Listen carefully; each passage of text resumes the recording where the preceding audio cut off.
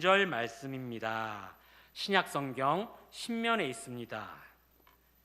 마태복음 8장 1절에서 3절입니다.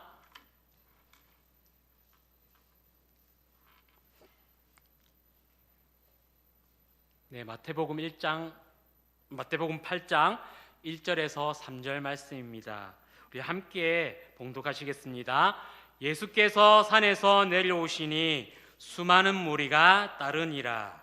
한 나병 환자가 나와 절하며 이르되 주여 원하시면 저를 깨끗하게 하실 수 있나이다 하거늘 예수께서 손을 내밀어 그에게 대시며 이르시되 내가 원하노니 깨끗함을 받으라 하시니 즉시 그의 나병이 깨끗하여 진지라. 아멘. 여러분, 오늘 말씀을 나누기 전에 여러분들께 꼭 부탁드리고 싶은 것이 있습니다.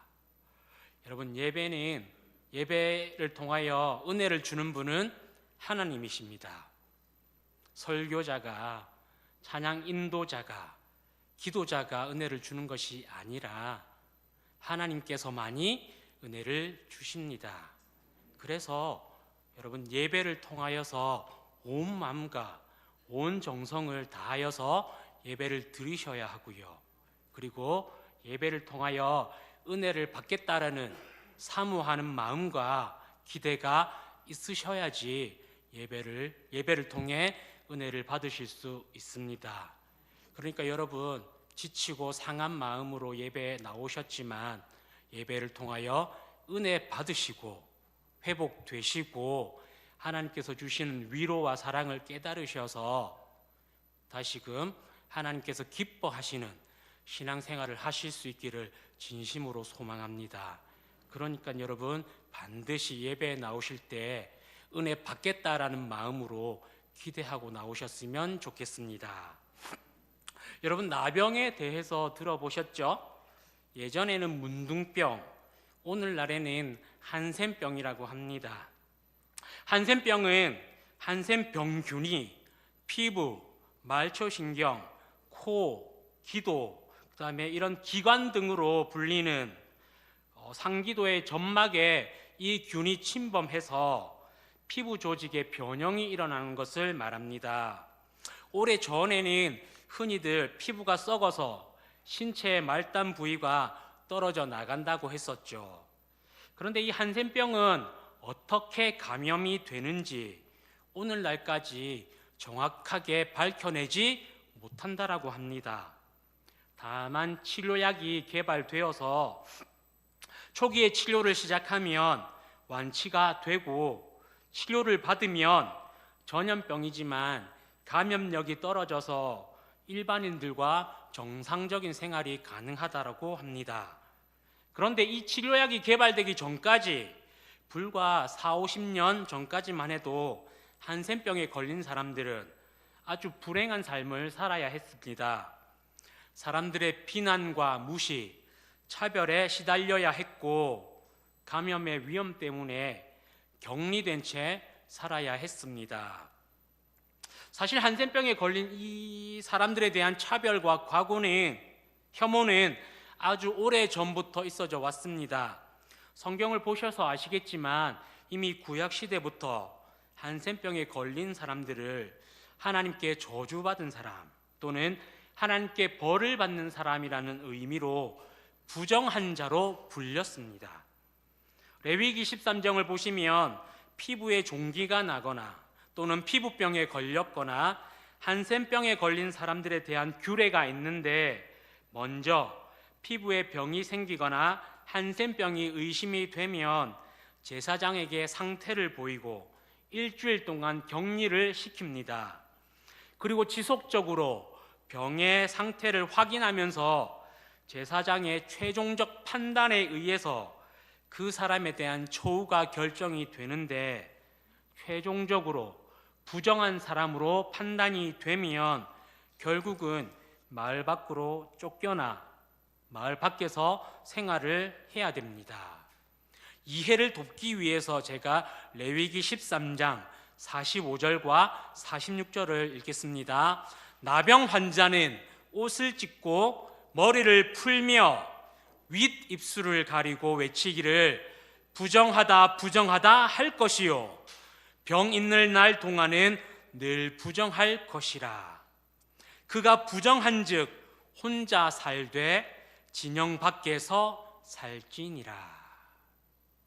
나 스스로 내가 부정한 존재라고 외쳐야 하는 것입니다. 많은 사람들이 피부병이나 한센병이 감염력이 높아서 다른 사람들에게 쉽게 옮긴다고 생각했습니다. 그래서 이 병에 걸린 사람과 접촉한 사람은 마찬가지로 부정한 자, 즉 하나님께 저주받은 존재가 된다고 생각했기 때문에 철저하게 격리된 채 살아야 했습니다. 그래서 이 병에 걸린 사람들은 마을로부터 멀리 떨어진 곳, 주로 산속의 굴이나 다른 사람의 무덤에 숨어서 살아야 했습니다. 그리고 자신들이 머물고 있는 근처에 다른 사람들이 오지 못하도록 사람 소리가 나면 나는 부정한 사람입니다, 나는 하나님께 저주받은 사람입니다 라고 크게 소리 질러야 했습니다. 여러분, 그 마음이 얼마나 괴롭고 참담했을까요? 내 존재를 내가 부정한다는 것이 얼마나 괴로웠겠습니까? 참고로 중동 지역에서 돌팔매형이 유행하게 된 것은 이 부정한 자와 관련이 깊습니다. 부정한 자와 접촉하게 되면 접촉한 사람도 부정한 자로 여겼기 때문에 멀리서 돌을 던져서 내 곁으로 오지 못하도록 경계를 하고 마을 밖으로 쫓아내기 위해서 학대를 한 것이죠.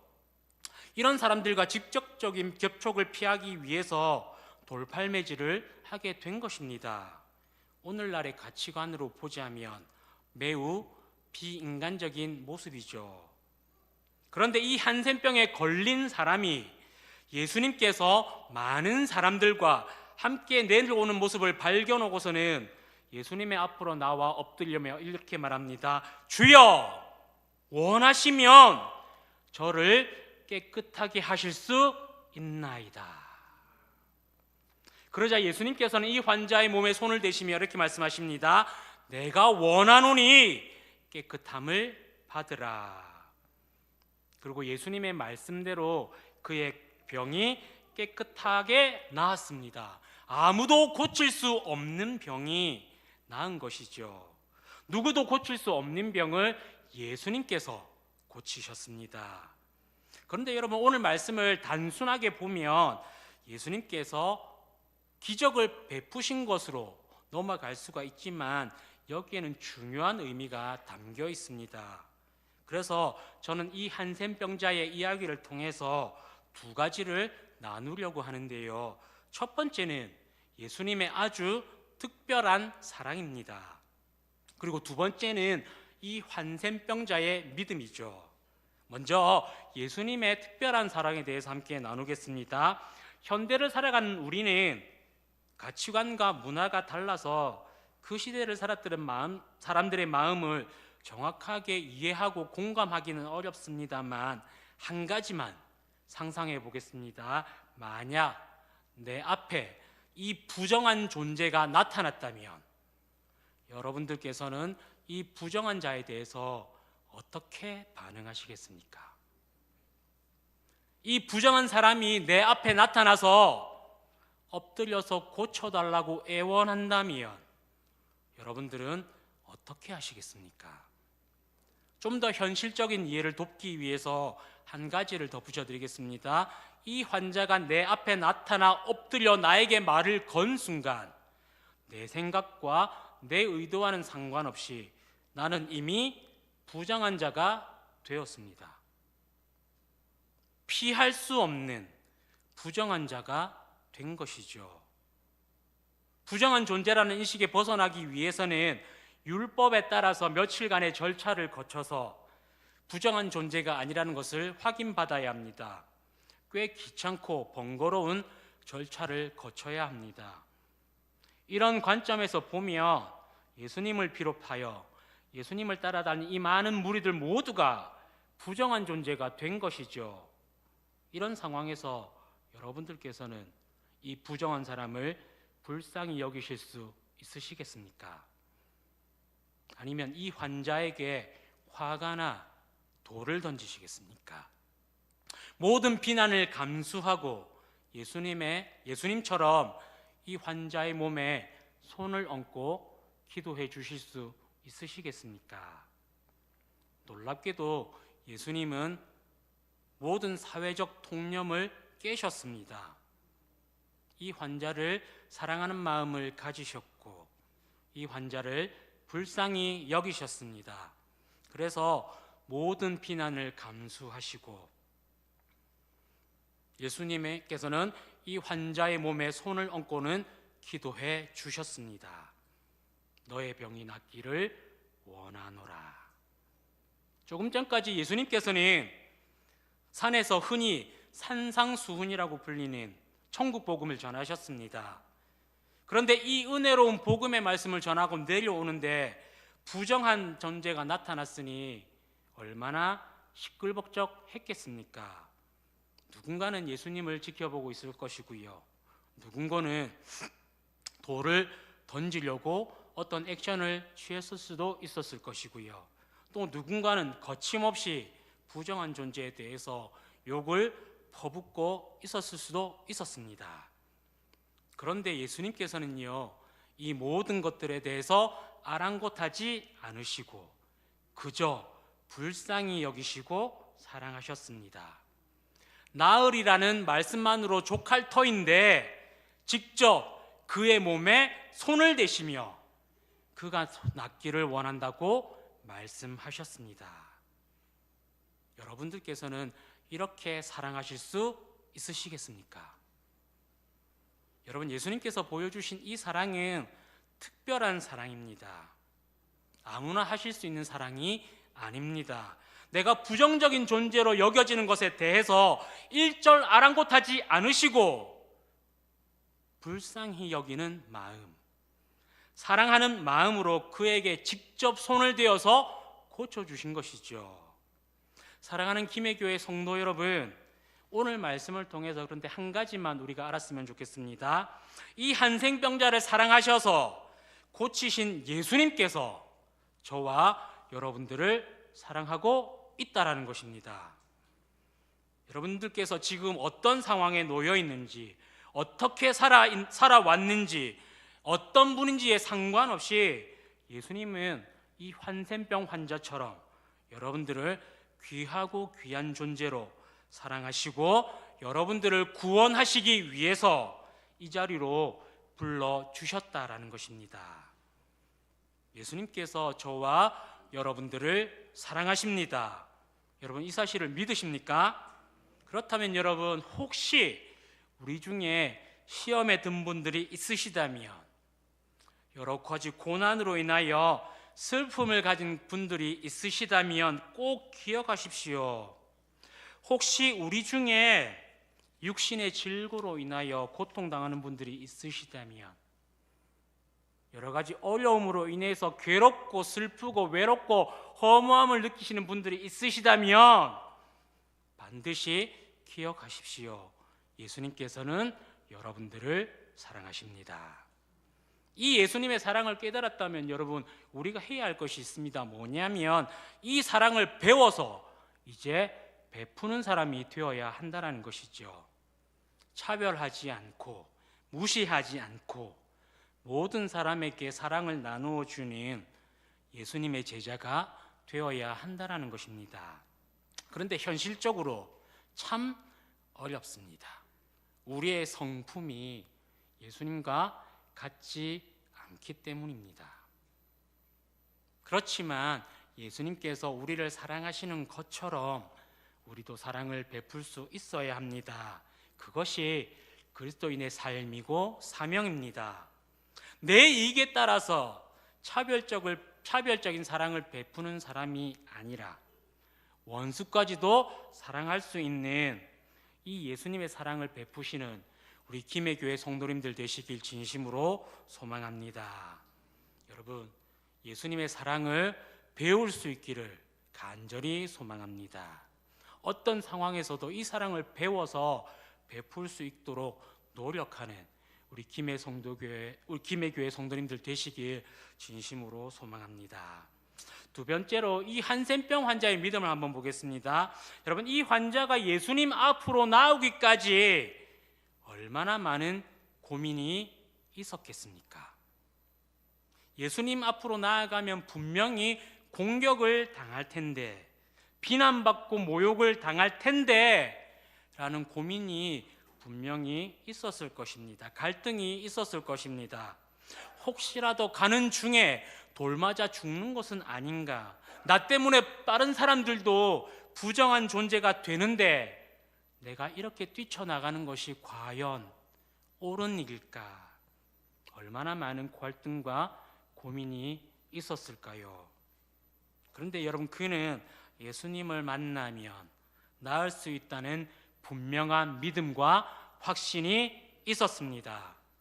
간절함이, 예수님을 만나 고침을 받겠다라는 간절함이 있었습니다. 그래서 그는 갈등과 고민 속에서도 예수님 앞에 나와 예수님, 저를 고쳐주십시오라고 애절하게 부탁을 한 것이죠. 모든 예수님 앞에 나와서 겪게 될 이 어려움들을 감수하고 예수님 앞에 나와 고쳐달라고 애원한 것입니다. 여러분, 우리가 신앙생활을 할 때 이런 신앙생활을 해야 합니다. 날마다 예수님을 만나기를 갈망하고 나에게, 우리에게, 우리 교회에게 은혜를 베풀어 주시길 우리가 간절히 사모해야 합니다. 기대해야 합니다. 그래서 예수님을 만나서 어제보다 더 나은 오늘의 신앙을 갖출 수 있어야 하고요, 오늘보다 더 나은 내일의 신앙을 갖출 수가 있어야 합니다. 날마다 변화되고 우리의 신앙이 성숙해져야 합니다. 그런데 현실적으로 우리는 하나님을 만나기를 기대하지 않습니다. 습관적으로 예배에 나오는 것이죠. 사람을 판단합니다. 많은 실수를 하고 있는 것이죠. 여러분, 살아계신 하나님을 만나고 예수님이 나의, 그리고 우리의 구원자라는 것을 확신하셔서 세상 속에 나아가 복음을 전하는 것이 예수님께서 우리에게 맡기신 사명이며 우리가 마땅히 살아가야 할 그리스도인의 삶입니다. 그것이 예수님께서 기뻐하시는 삶입니다. 사랑하는 김해교회 성도 여러분, 하나님께서 기뻐하시는 예수님의 참된 제자가 되기 위해 예수님의 사랑을 배우고 그 사랑을 실천할 수 있는 우리 성도님들 되셨으면 좋겠습니다. 날마다 예수님을 만나길 갈망하고 또 예수님을 만나서 하나님의 뜻대로 살아가시는 우리 성도님들 되셨으면 좋겠습니다. 그래서 우리 김해교회가 지금보다 더 좋은 교회가 되고 우리 성도님들이 지금보다 더 좋은 성도님들이 되셔서 우리 김해교회를 드나드는 모든 사람들이 사랑받고 위로받고 평안을 회복하는 아름다운 교회가 될 수 있었으면 좋겠습니다. 우리 김해교회가 천국과 같은 아름다운 공동체가 될 수 있도록 우리 모두가 기도하고 협력하고 노력했으면 좋겠습니다. 이런 교회는 목회자가 만들어가는 것이 아니고요, 여러분들도 함께 기도하며 동참해 나가야 되는 것입니다.